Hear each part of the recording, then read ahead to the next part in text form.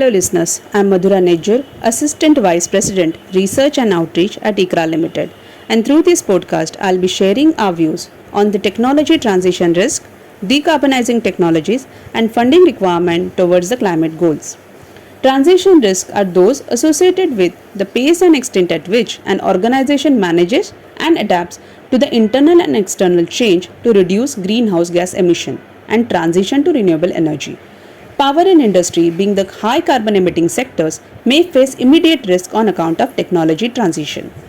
Fossil fuel based power is a major source of carbon emission in India.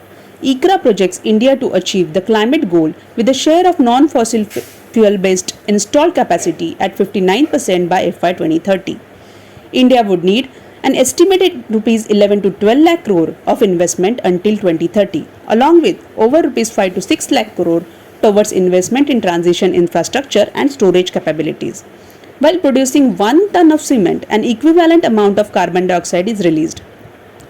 As maximum emission are generated while producing clinker, carbon capture utilization and storage, that is CCUS, will reduce more than 60 to 70% of carbon emission in the process of cement manufacturing. Niti Aayog's report on CCUS estimates that cement sector would need 2 MTPA CCUS capacity by 2030. The capital cost for the same will be Rs 1,600 to Rs 1,800 crore.